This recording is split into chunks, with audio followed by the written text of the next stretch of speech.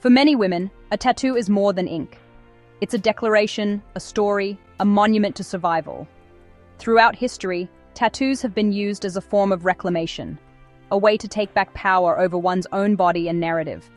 Tattoos can mark the end of pain and the start of something new, sometimes covering scars and transforming trauma into art. In some cultures, women have used tattoos to signify rites of passage, survival after hardship, or resistance against oppression.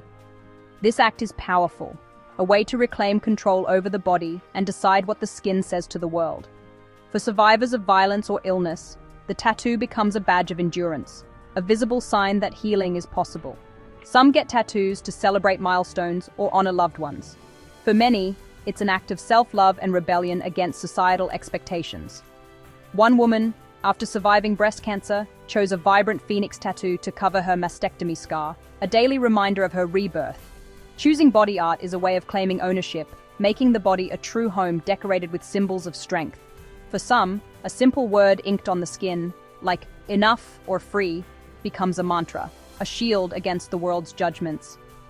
The journey is intimate, involving trust and collaboration with an artist who helps translate personal stories into permanent art. Many women describe the process as therapeutic, a way to process grief, loss, or transformation with someone who listens and understands. The tattoo parlor becomes a sacred space where pain is transformed into beauty, and a new narrative of empowerment is written. In some cases, women gather together for group tattoo sessions, supporting each other as they reclaim their bodies and stories. Ultimately, tattoos are about reclaiming one's narrative and asserting identity in a world that tries to define women. From ancient tribal markings to modern symbols of resistance, the act of tattooing has always been about more than decoration. Each piece of ink can be a shield, a badge of honor, or a quiet reminder of inner strength. In the past, women have used tattoos to mark their defiance, like suffragettes who tattooed slogans on their bodies, or survivors of war who inked symbols of hope. It's a choice that puts women in control of their own stories. Every tattoo is a decision to be seen, to be heard, and to be remembered on their own terms. The art becomes a testament to resilience and the right to self-definition. These marks are not just for the world to see, but for the women themselves, to remind them of their journey, their courage, and their right to choose. This is why the violation of that trust, the twisting of that sacred act, is so profoundly damaging. When the process is corrupted, it can feel like a second wound, one that strikes at the heart of self-reclamation. When that trust is broken, the wound cuts deeper than the skin. For many, the journey to reclaim their bodies and stories continues, but the scars, both visible and invisible, remain a testament to their strength. Into this world of vulnerability stepped Eli, a figure shaped as much by his own scars as by his art. Eli was known for his charm and empathy, but few knew the journey that led him here. Years ago, Eli found solace in tattooing after losing someone he loved. The studio became his sanctuary, a place where pain could be transformed into beauty, and every bottle of green soap was a small ritual of renewal. He listened deeply to his clients, recognizing in their stories echoes of his own grief and longing. Many women sought him out during pivotal moments, after heartbreak, loss, or major life changes. Eli saw himself in their vulnerability, and it fueled his desire to help them reclaim their narratives. He offered comfort, tea, and the promise of a tattoo that would help them manifest a new reality. One client, after a painful divorce, recalled how Eli's gentle words and steady hands made her feel whole again. Eli's style was unique. He claimed to channel intricate, abstract symbols tailored to each client's soul. For him, every tattoo was a conversation, a silent pact between artist and canvas. Women felt they were receiving a sacred mark, a piece of magic meant just for them. Eli believed that ink could be a form of alchemy, turning pain into power. His talent and narrative building made him highly sought after, blurring the lines between artist and confidant. Clients often left the studio in tears, sometimes of joy, sometimes of release. Clients saw him as a guru, a friend, someone who made them feel chosen. Eli cherished these connections, believing each tattoo was a step in his own healing as well. They trusted him completely, opening up their stories and their skin. Eli felt a responsibility, sometimes a burden, to honor their trust. But beneath his charismatic facade, Eli hid a dark intention. The power he felt while tattooing became intoxicating, blurring his sense of right and wrong. The women believed he was helping them heal, never suspecting that Eli's own wounds were still open, quietly shaping every line he inked. In reality, he was setting a trap, one as intricate and permanent as the tattoos he left behind. Eli promised each woman a tattoo unlike any other, a design born from her story, her energy, her soul. "This will be yours alone," he would whisper, his voice low and reassuring. The women believed him. How could they not? To the untrained eye, every tattoo was a masterpiece of individuality. Flowers, constellations, abstract patterns, each one seemingly unique. But years later, as doubts crept in, whispers turned to questions. The women gathered, comparing their tattoos in secret, hearts pounding. "Wait, do you see that?" one woman murmured, her voice trembling. Beneath the surface, a hidden, standardized base symbol emerged, Eli's secret brand. What they thought was a symbol of their own journey was, in truth, a mark they all shared. "How could he?" another whispered, voice cracking. The intimacy and empowerment they'd felt, it was all a carefully constructed illusion. Eli had exploited their trust, embedding his influence into their skin without a word of warning, without consent. The tattoos, once a source of pride, became a chilling symbol of his control, not their freedom.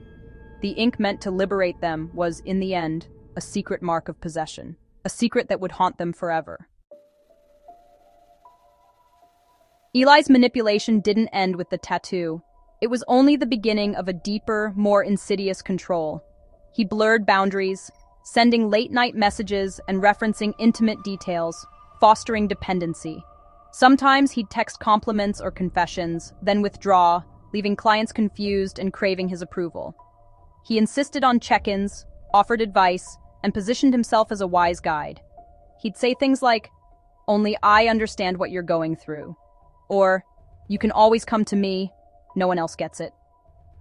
The tattoo became a tool for ongoing control, a permanent link, a reminder of his presence.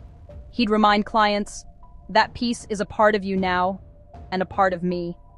He referred to it as our piece, reinforcing a sense of ownership. In group settings, he'd mention, "I have a special connection with my clients. No one else can understand." This psychological manipulation isolated clients, making them question their judgment and rely on him. Some stopped sharing their experiences with friends, fearing they wouldn't understand the bond. The tattoo was not just art, it was a leash, keeping him central in their lives. For some, it became a symbol of confusion and emotional captivity. Eli wasn't just an artist, he was a puppeteer, and his clients were unknowingly tied to his strings. This kind of manipulation is subtle, but its effects can last a lifetime, leaving scars far deeper than ink. In the tattoo world, art often evolves into a brand, where a single design or style becomes instantly recognizable, tied to a specific artist or studio. Industry icons like Kat Von D or Dr. Wu have built global reputations on their unique visual language, turning their art into a brand that clients seek out and wear as a badge of identity. For many artists, branding is a way to claim creative ownership and build a loyal following, but it can also blur the line between self-expression and commercial identity. From the client's perspective, wearing a branded tattoo can feel empowering, an alignment with a movement, a community, or a personal story. But when branding crosses into ownership, as with Eli's deception, it can undermine personal identity, turning what should be a symbol of autonomy into a mark of someone else's power. The impact is profound. A branded tattoo can either celebrate individuality or, in the wrong hands, become a tool for control. In Eli's case, the tattoo became a non-consensual contract, a permanent declaration of his dominance, rather than a celebration of the wearer's story. The line between art and brand is thin. What should have been a celebration of autonomy became a hidden mark of control. In the end, when art becomes a brand, it can shape identity, or, as in this story, transform empowerment into captivity.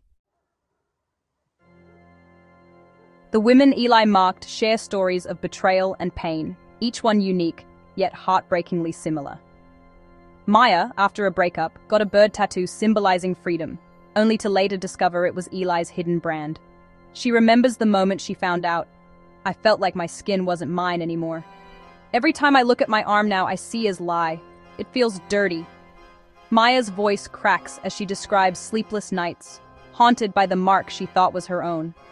Chloe described how Eli became a life coach, texting constantly and discouraging her from moving away. He'd say, "You're not ready. You need me to guide you." I started doubting my own decisions. He said my energy was tied to this place, to the work we had done. It wasn't about my energy. It was about his control. Chloe's plans to move were replaced by anxiety and isolation. Another woman, Jess, recalled the moment of discovery. We started comparing tattoos online. The same shape was in all of them. It was sickening. She describes the group chat exploding with disbelief and anger. The sense of community they once felt was replaced by shared violation. Some women withdrew, unable to face the reminder of their trust betrayed. We weren't special to him. We were just numbers in his collection. For many, the realization brought a wave of shame and anger. The ink meant to heal became a source of new trauma. Some tried to erase it themselves, desperate to reclaim their bodies. Trust was shattered, replaced by shame and anger. Relationships with friends and family suffered as the women struggled to explain their pain. "I'm thinking about getting it covered up," Maya said, "but part of me feels like that's letting him win." Others echoed her conflict, torn between erasing the past and owning their scars. The struggle to reclaim their narrative is ongoing. Some write, some speak out, some simply try to move forward, each in their own way. These stories reveal the devastating impact of Eli's actions. The pain lingers, but so does the determination to heal. The mark he left was more than skin deep, but the story isn't over. Eli's tactics are not unique. Anyone seeking a meaningful tattoo should watch for red flags. Manipulative behavior can be subtle or overt, but there are clear signs to look out for. Beware artists who frame tattoos as a bond or permanent connection to themselves. If an artist pressures you to commit on the spot, or makes you feel guilty for wanting time to think, that's a warning sign. A professional knows the tattoo belongs to the client, not the artist. If your ideas are dismissed or you're told you don't understand the art, take note. Watch for attempts to monitor or control your life outside the studio, excessive messages, unsolicited advice, or isolating you from others. If an artist tries to keep your tattoo a secret or discourages you from sharing your experience, that's another red flag. Manipulators often present themselves as gurus, insisting their vision outweighs yours. If you feel talked over or steamrolled, trust your instincts. The process should empower you, not make you surrender your will. Remember, it's okay to walk away or ask for a second opinion. Be wary of rushed intimacy or artists who exploit your vulnerability. If you ever feel uncomfortable, you have the right to stop the session. A healthy artist-client relationship is built on respect and clear boundaries. Trust your gut. Seek support if needed, and remember, your body, your choice. The foundation of body art is enthusiastic, informed consent over the tattoo, its meaning, and the process. Listen to Maya, who shares, "My artist walked me through every step, making sure I felt safe and heard. That changed everything for me." When intention is hidden or twisted, consent is violated. Alex recalls, "I wish I'd known I could say no. I didn't realize how important my voice was in that moment." True empowerment comes from honest collaboration and respect. Actionable step. Always ask for a consent form and discuss boundaries before your session. Healing after manipulation may mean covering up the tattoo or reclaiming its meaning. Community resources like Survivor Inc. and SafeTattoo.org offer guidance and support for those seeking to heal. The shame belongs to the manipulator, not the victim. Reach out to trusted friends or online communities for support and advice. As a community, we must encourage open conversations about ethics and support survivors. Attend local workshops or join online forums to stay informed and connected. Raise awareness of red flags and empower people to trust their instincts. If something feels off, it's okay to walk away. Solidarity is powerful. The women Eli marked found strength in sharing their stories. Together, they created a network of support and healing.